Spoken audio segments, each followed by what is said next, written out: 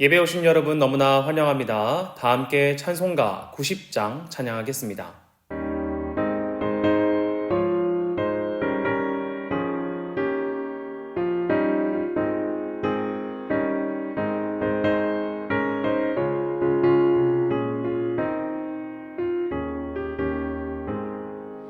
주 예수 내가 알기 전 날 먼저 사랑했네. 그 크신 사랑 나타나 내 영혼 거듭났네. 주 내 맘에 늘 계시고 나 주의 안에 있어. 저 포도 비유 같으니 참 좋은 나의 친구. 내 친구 되신 예수님 날 구원하시려고 그 귀한 몸을 버리사 내 죄를 대속했네. 난 주님을 늘 믿으며 그 손을 의지하고 내 몸과 마음을 바쳐서 끝까지 충성하리.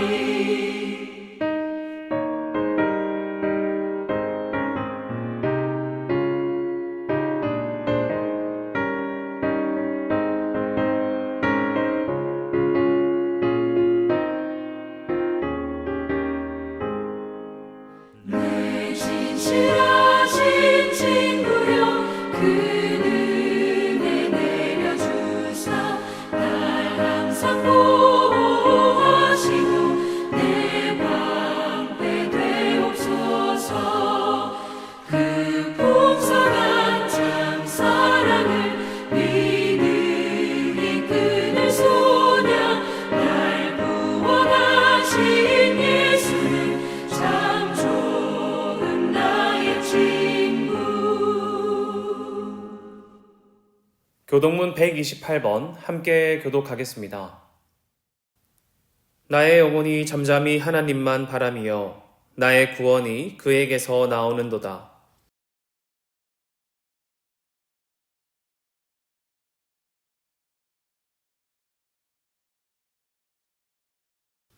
넘어지는 담과 흔들리는 울타리 같이 사람을 죽이려고 너희가 일제히 공격하기를 언제까지 하려느냐.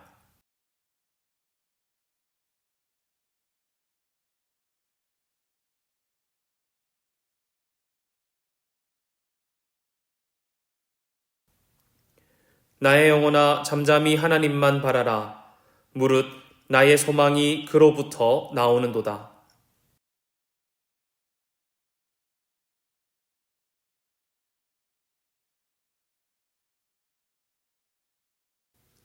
나의 구원과 영광이 하나님께 있음이요 내 힘의 반석과 피난처도 하나님께 있도다.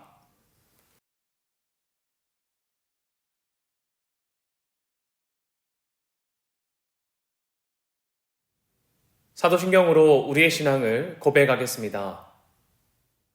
나는 전능하신 아버지 하나님, 천지의 창조주를 믿습니다.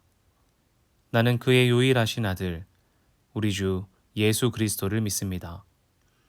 그는 성령으로 잉태되어 동정녀 마리아에게서 나시고 본디오 빌라도에게 고난을 받아 십자가에 못 박혀 죽으시고 장사된 지 사흘 만에 죽은 자 가운데서 다시 살아나셨으며 하늘에 오르시어 전능하신 아버지 하나님 우편에 앉아 계시다가 거기로부터 살아있는 자와 죽은 자를 심판하러 오십니다. 나는 성령을 믿으며 거룩한 공교회와 성도의 교제와 죄를 용서받는 것과 몸의 부활과 영생을 믿습니다. 아멘.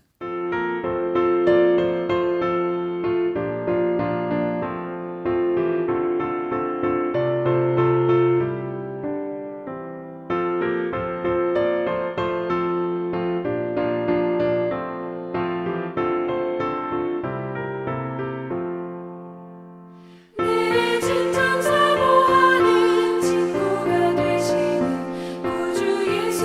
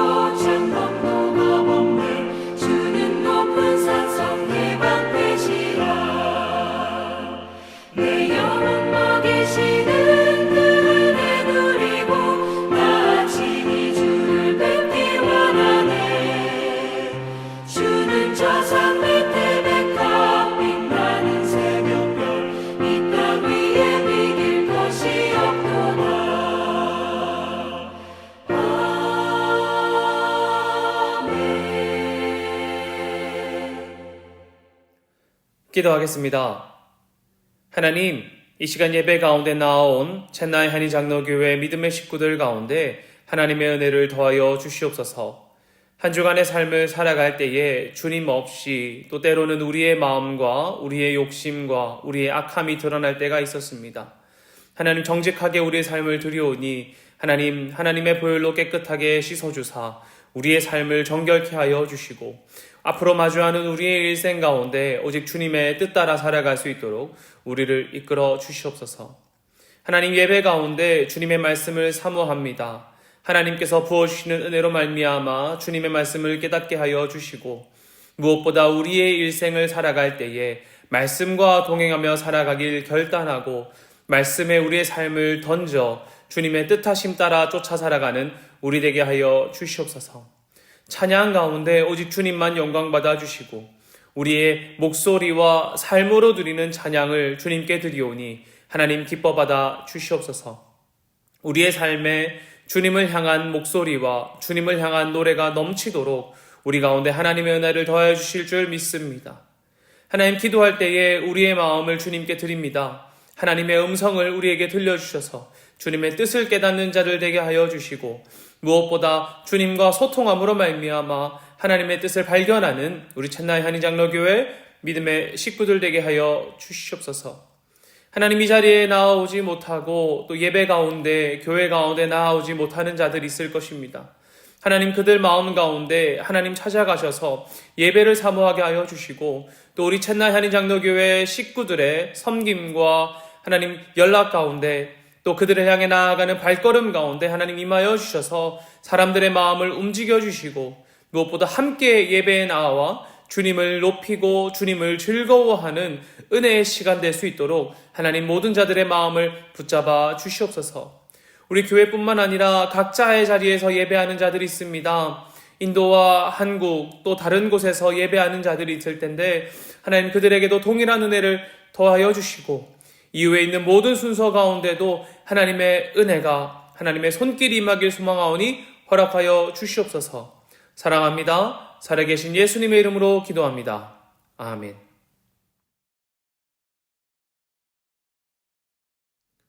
함께 말씀 읽겠습니다. 오늘 본문은 요한복음 12장 1절부터 8절입니다. 6월절 엿새 전에 예수께서 베다니에 이르시니 이곳은 예수께서 죽은 자 가운데서 살리신 나사로가 있는 곳이라. 거기서 예수를 위하여 잔치할세 마르다는 일을 하고 나사로는 예수와 함께 앉은 자 중에 있더라.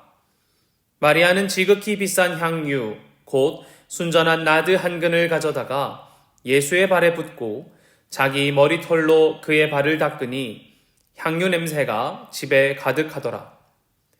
제자 중 하나로서 예수를 잡아줄 가룟 유다가 말하되 이 향유를 어찌하여 300데나리온에 팔아 가난한 자들에게 주지 아니하였느냐 하니 이렇게 말함은 가난한 자들을 생각함이 아니요 그는 도둑이라 돈괴를 맞고 거기 넣는 것을 훔쳐 가미러라. 예수께서 이르시되 그를 가만두어 나의 장례할 날을 위하여 그것을 간직하게 하라. 가난한 자들은 항상 너희와 함께 있거니와 나는 항상 있지 아니하리라 하시니라. 아멘. 성경을 읽다 보면 여인의 이름이 기록된 경우가 있습니다. 이름은 없더라도 그녀와 있었던 일화가 담겨 있는 장면들도 많지요. 12정탐꾼이 여리고를 정탐하러 갔을 때에 그들을 지켜주었던 라합의 이야기나 예수님께서 만난 사마리아 여인과의 대화 등 생각보다 많은 여성의 이야기가 성경에 기록되어 있습니다. 성경이 쓰여졌을 때는 분명 가부장적인 시대임에도 불구하고 여성들의 이야기가 쓰여졌다는 것은 그녀들의 일화와 이야기가 시대와 사상을 뛰어넘을 만큼 중요하고 가치 있는 이야기이기 때문이라는 생각이 듭니다. 가끔 성경 골든벨 같은 것 하면 이런 질문들이 나와요. 예수님의 족보에 등장하는 여인의 이름을 쓰시오 이렇게 말입니다. 이거 외우려면 이제 다라루두마 이러면서 막 외웁니다. 그러다가 다말라핫, 룻, 우리아의 아내 마리아 이렇게는 생각이 안 나고 다가 누구더라, 라는 누구더라 하면서 헷갈리기도 하지요. 저도 1학년 1학기, 대학교 1학년 1학기 때 성경개론 시험을 칠 때 마지막 문제가 이런 것이었어요. 성경 66권의 이름을 순서대로 쓰시오. 이렇게 말입니다. 그러면 교실에 노래가 울려 퍼집니다. 어떤 노래입니까? 창세기, 출애굽기, 레위기 이러면서 66권을 다 외우고 있어요. 저는 창출, 레위, 신수, 살룻 이렇게 외웠거든요. 그러다 보니까 나중에 막 헷갈리는 그런 일도 있었습니다.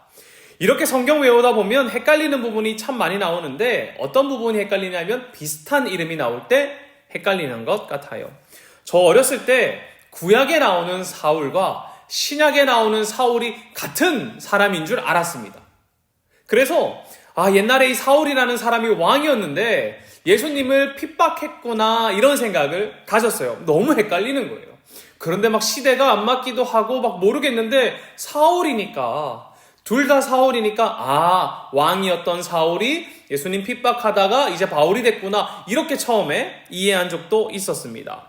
그런데 이렇게 헷갈리는 이름 중에 최고봉은 제가 생각할 때 마리아인 것 같아요. 오늘 본문에 등장하는 마리아라는 이름은 고대 근동에서는 아주 흔한 이름이었다고 합니다. 우리 성경에 나오는 마리아의 이름을 잠깐 살펴볼까요? 예수님의 어머니의 이름도 마리아였고요. 7 귀신 들렸던 여인, 그녀도 마리아였습니다. 야고보와 요셉의 어머니도 마리아이고요. 글로바의 아내도 마리아입니다. 바울의 동역자여 바나바의 누나, 또 요한의 어머니인 이름도 마리아고요. 오늘 본문에 등장하는 나사로와 마르다의 동생도 마리아입니다. 이러다 보니까 이 마리아가 저 마리아 같고 저 마리아가 이 마리아 같고 뭐 그렇단 말입니다. 얼마나 헷갈리나요? 그래도 오늘 본문에는 그녀가 누구인지 정확하게 알 수 있도록 가족인 나사로와 마르다가 등장하니 이 마리아가 주님께서 살리신 나사로의 가족이고 또 그녀의 집에 머물렀을 때 마르다가 주님, 마리아가 가만히 있는 것을 왜 보고만 계십니까? 라고 했던 그 마리아, 예수님의 발 아래 있던 마리아구나 라는 것을 알 수 있겠지요. 오늘 본문 2절을 볼 때 이 두 가지 이야기가 다 이해할 수 있도록 두 사람의 이름이 나오는 것 같아요. 바로 마르다와 나사로입니다. 하나는 마르다가 잔치를 위해 일하고 있다는 말을 2절에 말하고 있고 또 죽었다 살아난 나사로가 예수님과 함께 있다고 말하죠. 자, 우리가 잘 아는 누가복음의 이야기를 기억해보면 마르다가 예수님을 초청하여 식사를 대접하지요. 그때에 마르다는 예수님을 위해 음식을 준비하고 있었습니다. 그때에 마리아는 무엇하고 있었습니까? 예수님의 발 아래에 앉아 주님의 말씀을 듣고 있었지요. 열심히 음식을 준비하던 마르다가 예수님을 위해 음식을 준비하던 마르다가 그런 마리아를 보니 안 그래도 바쁜데 저렇게 앉아있는 마리아를 보니 마음이 섭섭했습니다. 그리고 불공평하다고 생각했어요. 그리고 예수님께 말하죠. 주님, 마리아가 가만히 있는 것을 왜 보고만 계십니까? 좀 도우라고 해주세요. 이렇게 말입니다. 그때 예수님께서 마르다에게 이렇게 말하죠. 마리아가 좋은 편을 택하였으니 빼앗기지 않을 것이다. 이렇게 말입니다. 여러분, 그렇다면 그 좋은 편이 무엇입니까? 음식하는 것은 안 좋은 편이고 말씀 듣는 것은 좋은 편이란 말입니까? 그것보다 마리아는 어느 상황에서도 신경 쓰지 않고 주님을 바라보는 것, 그것이 곧 좋은 편일 것입니다. 마르다 역시 처음에 주님을 초청할 때에 우리 주님께 맛있는 것, 주님께 대접하고 싶은 마음에 열심히 준비했을 것입니다. 누구를 위해서요? 주님을 위해서요. 그런 시선이 있었는데 그 시선이 누구에게 빼앗겼나요? 주님 발 아래 있는 마리아에게 빼앗겼어요. 그랬더니 그녀의 헌신된 마음이 틀어지기 시작합니다. 불평이 생기기 시작하는 것이죠. 그러므로 좋은 편이라고 말하는 것을 우리가 어떻게 이해하면 좀 더 좋겠습니까? 주님을 바라보는 것을 빼앗기지 않는 것, 주님을 사랑하는 것을 빼앗기지 않는 것, 주님께 헌신하기로 결정한 것을 빼앗기지 않는 것이 좋은 편일 것입니다. 그러므로 그 좋은 편을 깨달은 마르다는 자신의 자리에서 주님을 위해 음식을 준비하는 것도 빼앗기지 않을 거예요. 그래서 오늘 본문에서 마르다가 무엇하고 있다고 합니까? 음식을 준비하고 있지요. 왜 그렇습니까? 아니, 말씀 듣는 게 좋은 편이면 마르다도 안 해야 되는데 그것이 아니라 주님 바라보는 것을 빼앗기지 않기 때문에 오늘 본문에서도 무엇하고 있나요? 주님을 위해 음식을 준비하고 있는 것입니다. 또 다른 하나의 정보는 누구입니까? 나사로가 있다고 하지요. 나사로가 병이 들자 마르다와 마리아는 급히 예수님께 도움을 청합니다. 그러나 예수님이 도착하시기 전에 나사로가 죽었어요. 죽은 지 4일 뒤에 예수님께서 그들이 살고 있는 베다니에 도착하셨습니다. 이미 썩어버린 나사로의 무덤에서 예수님께서는 나사로를 불러 일으키셨고 죽었던 나사로가 살아났습니다. 그렇게 살아난 나사로가 지금은 누구 옆에 앉아 있습니까? 예수님 옆에 앉아 있단 말이죠. 여러분, 사람들이 이 소식을 몰랐을까요? 알지 않았겠습니까? 사람들은 예수님을 보기 위해도 나아왔겠지만 죽었다 살아난 나사로를 보기 위해 이 자리에 몰려들었습니다. 9절에 보면 이렇게 말해요. 유대인의 큰 무리가 예수께서 여기에 계신 줄을 알고 오니 이는 예수만 보기 위함이 아니요 죽은 자 가운데서 살리신 나사로도 보려 함이로라. 아멘. 이렇게 말입니다. 누구까지 보러 왔다고요? 나사로까지 보러 왔다고요. 그러므로 이 자리에는 예수님의 가르침으로 인해 좋은 편이 무엇인 줄 깨달은 마르다와 또 죽음에서 살아난 나사로, 그리고 예수님을 보기 위해 몰린 사람들까지 아마 인산인해를 이루었을 것입니다. 여러분, 저는 사실 사람이 많은 곳에 가는 것을 좋아하지 않아요. 예전에는 시내에 나가서 막 둘러보고 사람들과 어울리는 것이 좋았던 것 같습니다. 그런데 들어보니까 서울 사람들은 시내라는 말을 쓰지 않는다고 하더라고요. 시내는 좀 지방의 말이라고 그러는 것 같은데 저는 시내 가서 막 놀았어요. 그게 막 좋았었는데 어느 날부터 사람이 너무 많으면 어지럽더라고요. 막 눈이 어디 둬야 될지 모르겠는 거예요. 그래서 길 가다가 사람들이 모여 있으면 어떤 사람들은 뭐야? 저기 뭐 타는 거야? 하면서 나도 갈래, 나도 볼래 하면서 가는데 저는 사람들이 많으면 저기 어떻게 피해가지? 빨리 피해가자. 이렇게 말하는 편이기도 합니다. 우리 사람들이 많이 모인 곳의 분위기 잘 알잖아요. 솔직히 말해서 여러분, 예수님과 예수님의 제자들만 가도 13명입니다. 이미 많아요. 게다가 나사로, 마르다, 마리아까지 하면 16명이죠. 그리고 그를 보기 위해 나아온 사람들까지 이미 웅성웅성거리고 예수님과 나사로를 보기 위해서 서로를 막 밀치고 막 하고 있는 그런 상황일 것입니다. 그렇기 때문에 저는 오늘 본문의 분위기가 엄숙하거나 장엄하거나 그런 무거운 분위기가 아니었다고 생각해요. 예수님과 제자들이 뭔가 분위기 좋은 곳에서 식사하고 계시는데 뭔가 어둡고 막 그런 곳에 촛불 막 켜져 있고 그런 곳인데 그때 마리아가 예수님께 딱 나와서 예수님과 1대1로 막 향유를 부었다거나 몇 명 없는 그곳에서 향유를 부은 사건이 아니라고 생각합니다. 지금처럼 예수님과 제자들이 식사하기 위해 준비하고 있고 또 그들을 보기 위해 사람들이 무척이나 많이 모인 곳에서 웅성웅성하고 그런 분위기가 그려지십니까? 사람들이 예수님 보고 싶다고 예수님 누구야? 어떤 사람이 예수님이야? 나사로는 누구야? 웅성웅성거리는 그곳에서 마리아가 예수님께 엎드려 그분의 발에 향유를 붓고 있다고 생각합니다.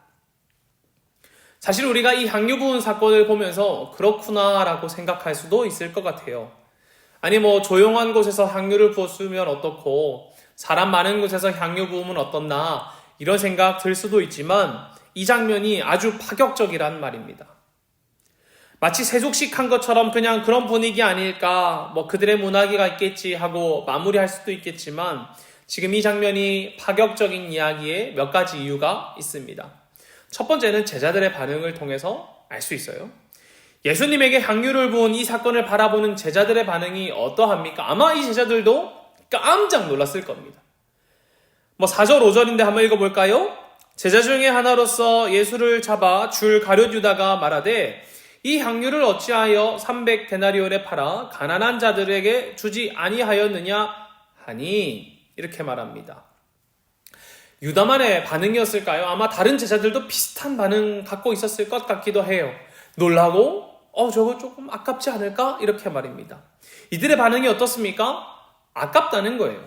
합리적이지 않다는 겁니다. 사실 맞죠. 유다의 지적이 틀린 것은 아닙니다. 합리적인 소비가 아니잖아요. 합리적인 의사결정이 아니잖아요. 이 향유의 값이 어떻다고 합니까? 노동자의 1년치 연봉에 해당하는 값이라고 말하더라고요. 여러분의 1년치 연봉을 한번 생각해 보십시오. 우리 생활비도 쓸 수 있고 저축도 할 수 있는 그 모든 돈을 모아서 단 한순간에 발에 부었다고 생각해 보십시오.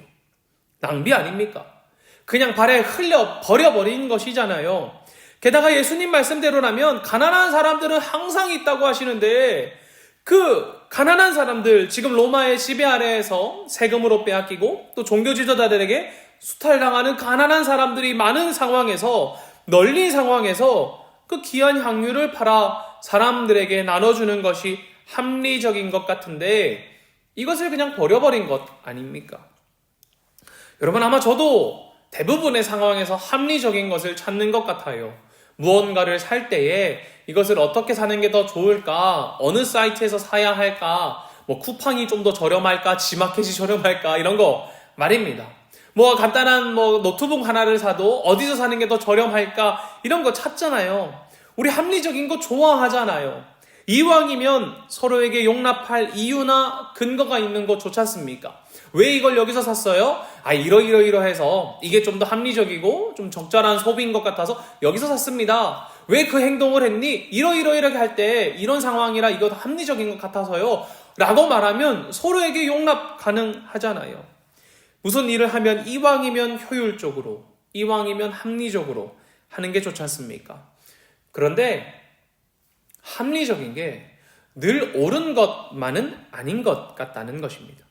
사실 유다의 마음 안에는 그가 재물을 관리하고 있었기 때문에 그 향유의 값이 자신에게 들어온다면 그가 횡령할 수 있는 돈이 더 늘어나는 것이니 예수님께 합리적인 말을 빙자해서 던진 것이겠지만 그 돈을 내가 횡령할 생각이 없다고 해도 가져가지 않는다고 하더라도 1년치 연봉을 흘려버리는 것은 합리적이지 않다는 생각이 들기는 합니다. 1년치 1년치 연봉을 모아서 한순간을 위해 쓰는 거 고민되잖아요. 요즘에 많은 사람들이 그런 플렉스라고 하죠. 돈 많이 모아서 한 방에 팍 쓰는 거 말입니다. 그것을 보고 어떤 사람들은 너가 원한다면 해 라고 말하지만 또 많은 사람들은 그거 조금 아깝지 않아? 라고 생각하기도 할 것입니다. 그러나 우리 혼동하면 안 돼요. 합리적인 것이 늘 옳은 것은 아니라는 것을 말입니다. 합리적인 것과 옳은 것은 같지 않다는 거예요. 물론 돈을 어디 쓰고 얼마 쓰고 이런 거는 합리적인 게 괜찮을 수 있지만 우리의 삶의 양식을 결정할 때, 우리의 행동을 결정할 때 합리적인 것이 늘 옳은 것은 아니라는 것입니다.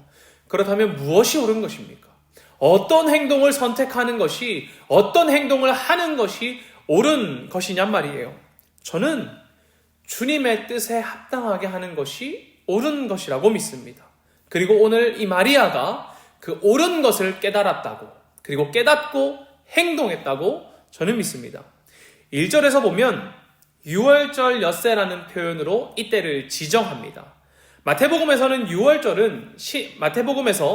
6월절은 신약의 십자가 사건과 연결됩니다. 그래서 하나님의 옛 언약이 그리스도로 인해 새 언약으로 이어진다고 고백하고, 마가복음에서는 어린 양 예수의 희생으로 이루어진 6월절은 새로운 출애굽 사건이다. 새로운 출애굽 사건으로 이해합니다. 그리고 오늘 본문인 요한복음은 예수님의 십자가 사건이 6월절 때에 이때에 일어났다고 말하면서 6월절의 어린 양, 세상 죄를 지신 그분이 예수 그리스도라고 고백해요. 요한복음 1장 29절에서 이렇게 말하거든요. 이튿날 요한이 예수께서 자기에게 나아오심을 보고 이르되 보라, 세상 죄를 지고 가는 하나님의 어린 양이로다. 아멘.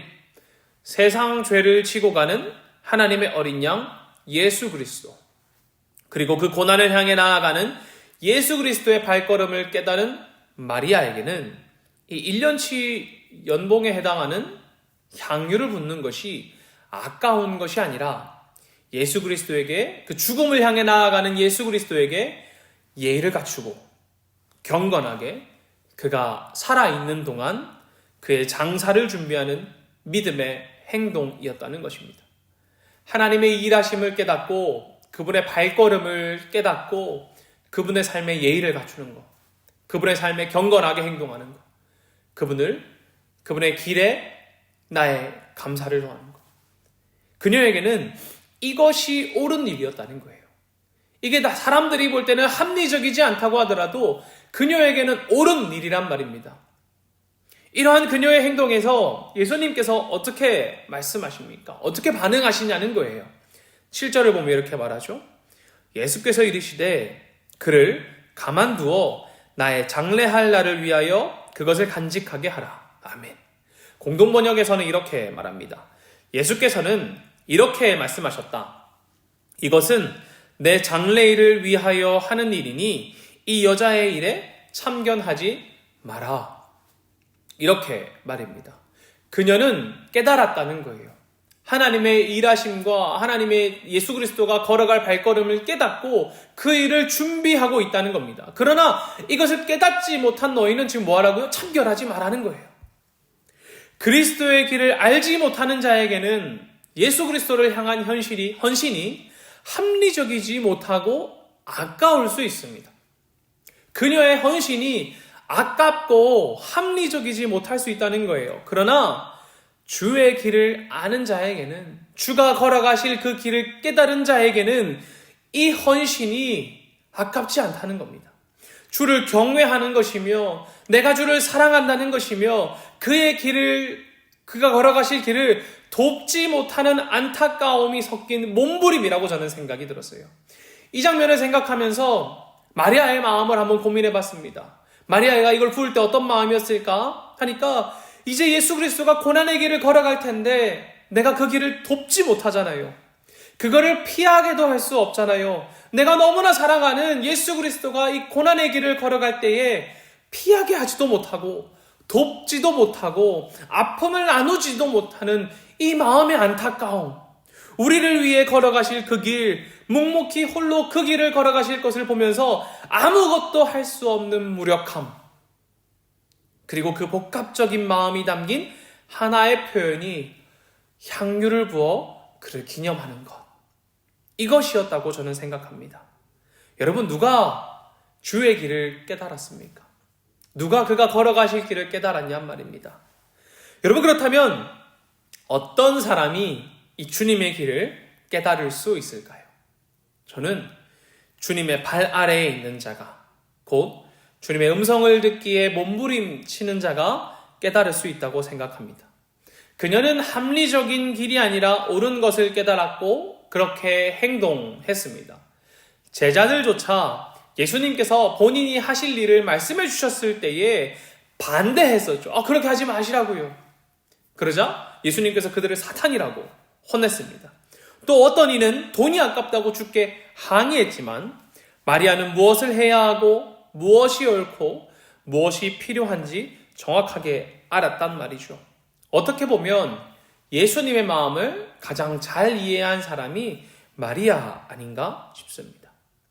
이렇게 옳은 것을 행한 마리아의 헌신이 저는 예수 그리스도가 우리에게 행하시는 것과 닮아 있다고 생각합니다. 어떤 모습에서 닮았냐면 아까워하지 않는다는 거예요. 예수님은 우리를 너무나 사랑하시죠. 그리고 우리를 위해 무엇을 던지십니까? 목숨, 생명을 던지십니다. 여러분 생각해 보십시오. 왜 다른 사람을 위해 자신의 목숨을 던집니까? 누가 보면 생명이 아깝잖아요. 내 생명이 아깝지 않습니까? 남을 위해 내 생명을 던지는 거 합리적이지 않지 않습니까? 그러나 주님께서 우리를 위해 자신의 생명을 던지십니다. 왜요? 하나님의 약속이시며 또 우리를 무엇보다 사랑하시기 때문이죠. 자신을 위해 자신의 목숨을 위하는 사랑이 아니라 우리를 위해, 사랑하는 너를 위해 던지는 그 사랑이 귀한 것이고 우리를 바꾸는 것이지 않습니까? 우리를 위해 본인의 생명을 던지시는 예수님, 그것처럼 주님을 위해 그 향유, 남들이 보기에 아깝다고 말할 수 있지만 내가 사용하면 더 좋고 더 좋게 사용할 방법 많겠지만 그 주님을 위해 던지는 것이 여러분 닮지 않았습니까? 그 사랑이 마리아에게는 녹아 있습니다. 향유를 가지고 자신을 위해 쓴다면 낭비가 될 수도 있지요. 그 1년치 향유를 가지고 내 발에 붓고 나를 위해 쓴다면, 한 방에 써버린다면 낭비가 될 수도 있습니다. 사람들이 아유 그거 아깝다 이렇게 말할 수도 있지요. 그러나 자신을 위해서가 아니라 주님을 위해, 그리고 다른 사람을 위해 쓸 때 그것은 거룩한 행위가 되는 것입니다. 간절히 소망하기로는 주님의 발 아래에서 하나님의 뜻을 깨닫고 자기를 위함이 아니라 하나님과 이웃을 위해 드리는 거룩한 헌신이 우리 가운데 있기를 소망합니다. 두 번째로 오늘 본문이 파격적인 이유는 마리아의 행동에 있습니다. 마리아는 아주 적극적인 여인인 것 같아요. 그녀가 소개되는 이야기 중에 첫 번째는 잔치하는 장면이 있죠. 그때의 마리아는 예수님의 발 아래에 앉아 그분의 가르침을 듣고 있었고 마르다는 음식을 준비하고 있었습니다. 여기서 발 아래라는 표현이 정말 그분의 발치 아래에서 있다는 말도 되겠지만 당시에는 제자들을 지칭할 때 쓰는 말이기도 해요. 그러므로 제가 누군가의 발 아래에 있다 이 말은 무슨 말입니까? 그분의 제자라는 말과 동일하다는 거죠. 여러분 당시 사회에서 여성이 제자로 있는 거 쉽지 않습니다. 아니 그냥 쉽게 말해서 지금 남자들이 우글우글 모여서 예수님의 발 아래에 모여서 듣고 있는데 그때 당시에 여성이 가서 그분의 발치에 앉아 있다는 것, 바로 옆에 앉아 있다는 것만으로도 이 마리아가 얼마나 적극적인 여성인지 대변해 주지요. 제자가 된다는 거 쉽지 않습니다. 제자는 스승을 따라가는 사람이기도 하고 여자는 그러므로 그 역할에서 배제되기도 했고 사회적 활동에 제약이 걸려 있었기 때문에 어울리지 않았단 말이에요. 그럼에도 그녀는 예수님의 발 아래에 있었습니다. 그분의 가까이에서 말씀을 들었고 누가 봐도 저 사람을 보면서 예수님의 제자라고 할 만큼 그분의 가르침에 열성적이었고 또 심지어 성경에 기록된 것만 봐도 얼마나 열심히 주를 바라보았는지 우리가 알 수 있지 않겠습니까? 그런 그녀가 이번에는 머리를 풀어 예수님의 발을 향유로 씻깁니다. 당시 사회에서 여성이 머리를 풀어 다른 사람이 볼 수 있게 하는 것은 그 문화권에서 아주 수치스러운 행동이라고 해요. 몸을 파는 여인이 하는 행동이라고 합니다. 톰 라이트의 표현으로 읽어드리자면 이렇게 말해요. 오늘로 치면 격식 있는 디너 파티에서 여성이 긴 치마를 허벅지 위까지 걷어 올리는 것과 다를 바 없는 행동이었다. 이렇게 말이죠. 여러분 그런데 이 행동을 지금 누구 앞에서 하고 있습니까? 마리아와 예수님 혹은 몇 명의 가족들, 제자들과 있는 그런 공간 혹은 거룩한 공간에서 분위기가 쫙 있고 어두운데 조명 탁 비치고 그런 곳에서 하고 있습니까? 아니요. 말씀드린 것처럼 사람들이 예수님과 나사로를 보기 위해 몰려들었다니까요. 그 몰려든 사람들 사이에서 그 사람들의 시선이 머물고 있는 그곳에서 사람들의 웅성웅성거림이 있는 그곳에서 마리아가 머리를 풀어 주의 발을 씻긴다는 것입니다. 여러분 그때 사람들이 얼마나 놀랐을까요? 사람들이 얼마나 그녀를 보면서 혀를 찼을까요? 몸을 파는 여인이 하는 행동을 저 사람이 지금 하고 있는 것을 보면서 이 많은 사람들이 얼마나 깜짝 놀랐을까요? 또 그녀의 행동이 파격적인 것을 보면 당시의 상황을 보면 더 잘 느낄 수 있습니다. 그녀가 지금 향유를 붓기 전의 상황을 살펴보면 당시 종교 지도자들이 예수님을 눈엣 가시로 생각하고 있었어요. 그분의 가르침에 놀라워하기도 하고 또 그가 행하신 기적들이 사람들의 마음을 뒤흔들었단 말입니다. 특히 이 죽었던 나사로를 살리신 이 사건으로 인해서 사람들의 마음이 막 뒤집어졌단 말이에요. 유대인 사이에 논쟁도 일어났습니다. 요한복음을 보면 죽은 나사로를 살리신 기적을 베푸신 예수님을 보면서 대제사장과 바리새인들이 공회를 열어서 예수님을 죽여야겠다고 모의합니다. 그리고 그가 6월절이 되면은 그때쯤 되면 예수님께서 예루살렘에 오시겠지라는 것을 미리 알고 예수님을 본 사람들이 있다면 신고하여서 그를 잡게 하기 위해 공개 수배를 한 상황이에요. 요한복음 11장 53절과 56절, 57절을 보면 이렇게 말합니다. 이날부터 그들이 예수를 죽이려고 모의하니라. 그들이 예수를 찾으며 성전에 서서 서로 말하되 너희 생각에는 어떠하냐? 그가 명절에 오지 아니하겠느냐 하니 이는 대제사장들과 바리새인들이 누구든지 예수 있는 곳을 알거든 신고하여 잡게 하라 명령하였음이라라. 아멘. 어떻게 했다고요? 예수님을 보면 신고하라고 했단 말입니다. 아마 마리아도 예수님을 숭배한다는 이 이야기를 들었을 것입니다. 그들이 예수님을 해하려고 한다는 것도 알고 예수님께서 베다니에 오신다고 했을 때 인간적인 마음이라면 주님 피신하게 하고 싶지 않았을까요? 아니면 그것이 아니라면 나에게 위험이 닥칠까봐 예수님께 무언가 액션을 취하는 사람들의 머리에 각인이 팍 돼버리는 특히 머리카락을 풀어서 그분의 발을 씻기는 그런 행동을 안 하는 것이 맞지 않습니까? 몸을 사려야 하잖아요. 내가 큰일 날 수 있지 않습니까? 그러나 마리아는 그것에 신경 쓰지 않는다는 거예요. 그런 것에 휘둘리지 않는다는 겁니다. 왜 그렇습니까? 마리아의 시선은 주님께 있기 때문입니다. 마리아는 주만 보고 주를 사랑하는 그 표현으로 값비싼 향유를 붓고 자신의 머리카락으로 발을 씻깁니다. 마리아의 시선에 누가 있다고요? 고난의 길을 걸어가실 주님만 보이는 거예요. 마리아는 어떤 사람입니까? 좋은 편을 선택하고 빼앗기지 않는 사람입니다. 사람들의 시선이 있고 사람들이 웅성웅성거리고 또 사람들이 종교 지도자들이 예수님을 잡기 위해 공개 수배를 한 상황이라도 마리아는 좋은 편을 택한 사람이에요. 주님을 보고 주님께 그 사랑을 표현하는 사람입니다. 여러분, 우리의 눈엔 무엇이 보입니까? 고난의 길을 걸어가실 주님이 보이십니까?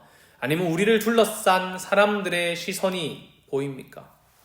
때때로는 우리는 사람들의 시선이 우리의 마음을 사로잡기도 합니다. 그들의 시선이 우리의 마음 가운데 막 가슴에 팍팍 꽂히기도 하고 사람들의 웅성거림이 우리의 귀에 맴돌기도 하지요.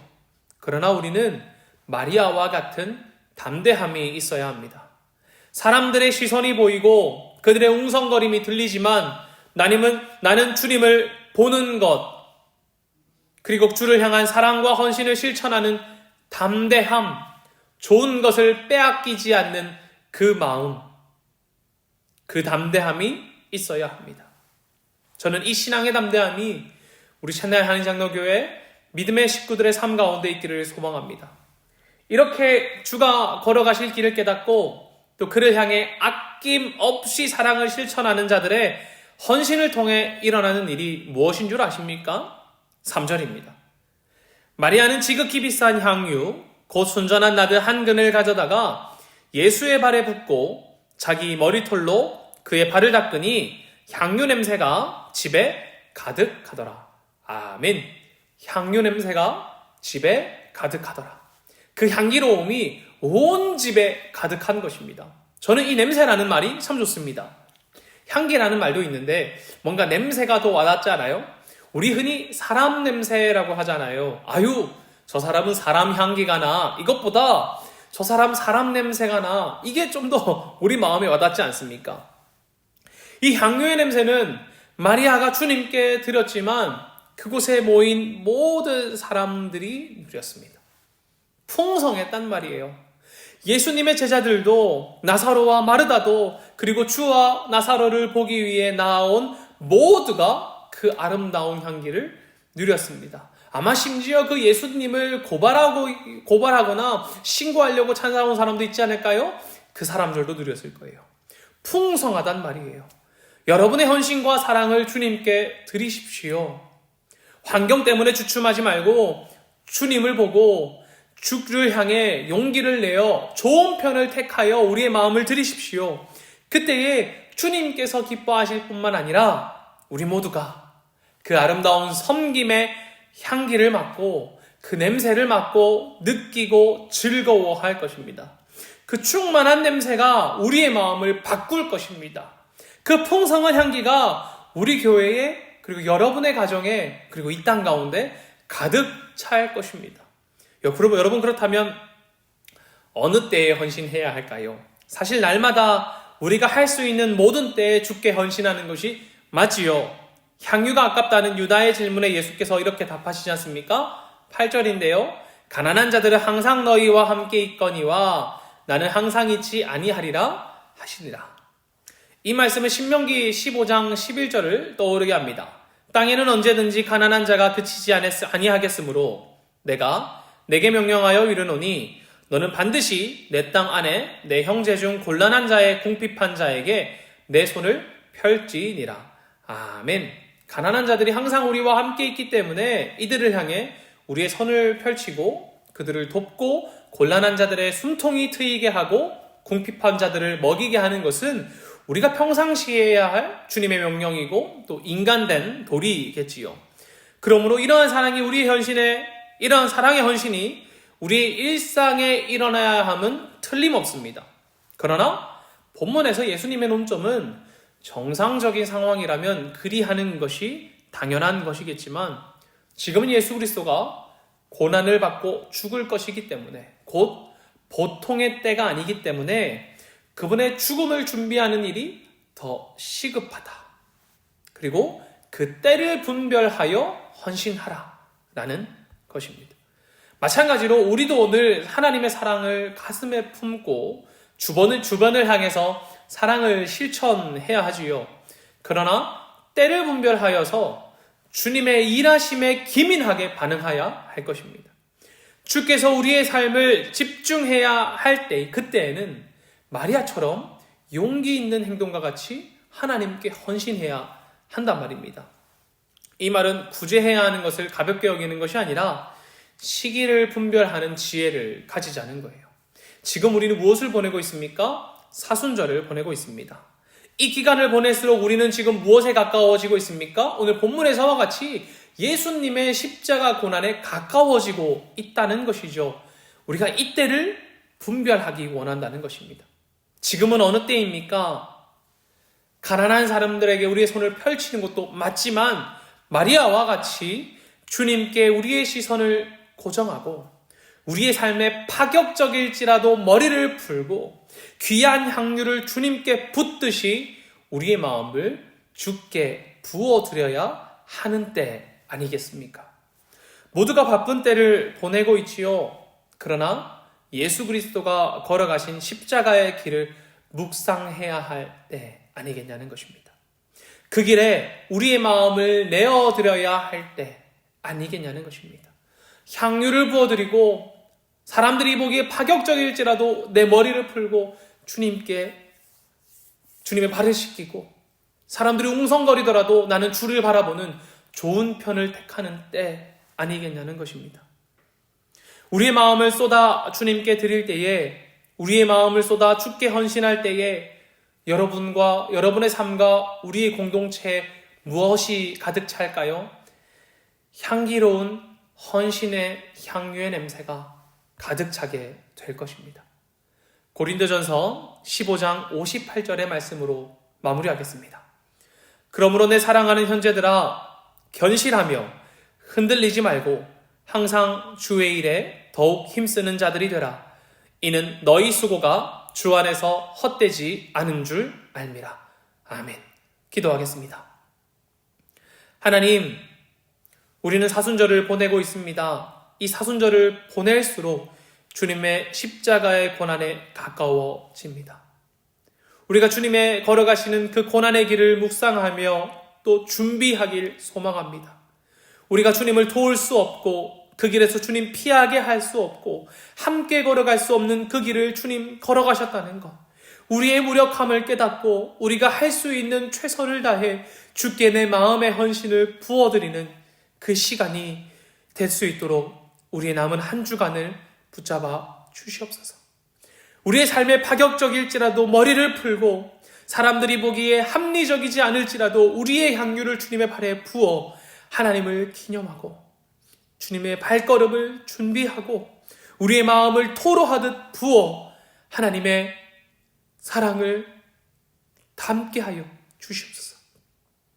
우리의 헌신과 우리의 마음을 부어드릴 때에 우리의 가정과 우리의 교회 가운데, 무엇보다 이 땅 가운데 아름다운 헌신의 향유의 냄새가 가득 차도록 하나님 이끌어 주시옵소서.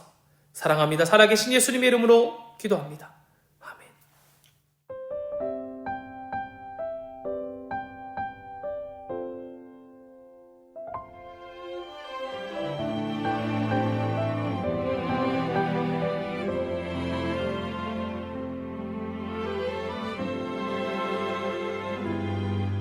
내가 누려왔던 모든 것들이, 내가 지나왔던 모든 시간이, 내가 걸어왔던 모든 순간이 당연한 것 아니라 은혜였어. 아침 해가 뜨고 저녁에 노을,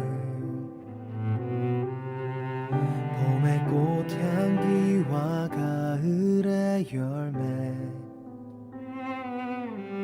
변하는 계절의 모든 순간이 당연한 것 아니라 은혜였어. 모든 것이 은혜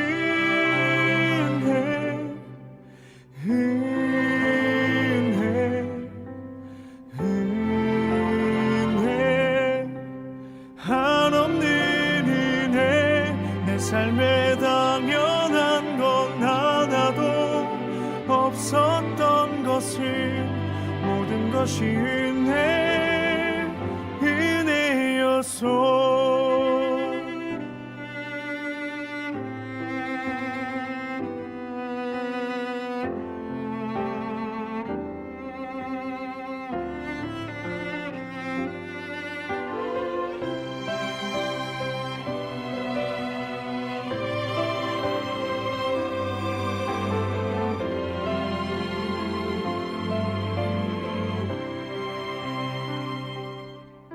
내가 이 땅에 태어나 사는 것, 어린아이 시절과 지금까지 숨을 쉬며 살며 꿈을 꾸는 삶, 당연한 것 아니라 은혜였소. 내가 하나님의 자녀로 살며 오늘 찬양하고 예배하는 삶, 복음을 전할 수 있는 축복이 당연한 것 아니라 은혜였소. 모든 것이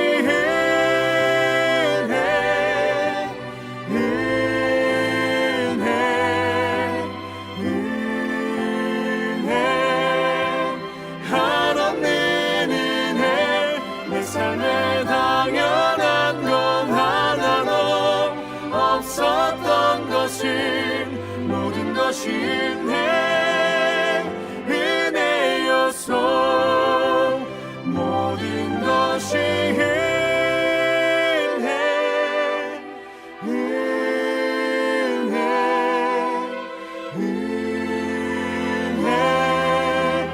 한없는 은혜. 내 삶에 당연한 건 하나도 없었던 것을, 모든 것이 은혜였소.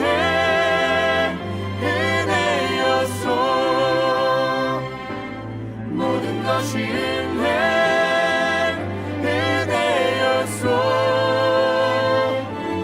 모든 것이 은혜였소.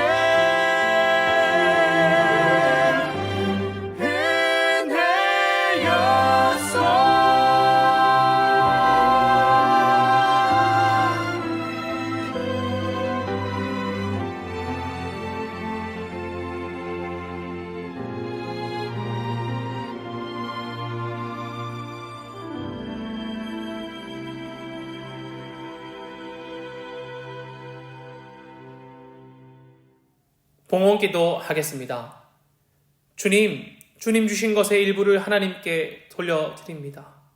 우리의 삶에 주님 주신 것임을 기억하고 우리가 가진 모든 것이 나의 것이 아니라 하나님의 것임을 고백하는 우리 되게 하여 주시옵소서.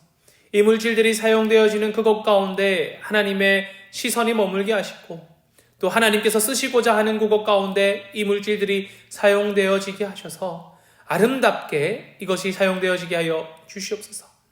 또 물질 가운데 우리의 마음과 우리의 원들과 우리의 무너진 마음들을 드린 자들이 있을 것입니다. 하나님, 이 물질들 기억하여 주시고 무엇보다 그들의 마음과 그들의 중심을 기억하여 주셔서 하나님의 때에 하나님의 방식으로 이루어 주시고 하나님께서 덮어 주셔서 이들의 마음 가운데 위로와 평안을 더하여 주시옵소서. 하나님, 사순절 기간을 보내며 우리의 마음 가운데 가장 귀한 것, 우리의 마음 가운데 가장 중심된 것, 우리의 삶을 주님께 부어드리길 소망하오니 하나님, 우리의 부어드리는 이 향유와 같은 것들 우리의 마음으로 말미암아 이곳 가운데 향기로움이 가득 차도록 주님이 이끌어 주시옵소서. 하나님, 그리하여 말미암아 그것으로 말미암아 우리 공동체가 하나님을 향한 헌신과 사랑으로 무엇보다 주를 향해 때를 분별하여 주님의 사랑에 집중하는 이 한 주간 되도록 주님 허락하여 주시옵소서. 사랑합니다. 살아계신 예수님의 이름으로 기도하옵고 지금은 우리를 구원하신 예수 그리스도의 은혜와 아버지 하나님의 충만하신 사랑과 성령님의 교통하심이 마리아와 같이 사람들의 시선과 상관없이 좋은 편을 택하여 주님께 향유를 부어드리고 나의 머릿결로 주님을 씻어 주님을 기념하는 그리하 이곳 가운데 향기로운 냄새가 가득 차도록 헌신하기를 결단하는 사랑하는 첸나이 한인장로교회 믿음의 성도들의 머리 위에와 그들의 삶과 그들의 생업 위에 이 공동체 가운데 지금부터 영원히 함께 하시기를 간절히 축원하옵나이다. 아멘.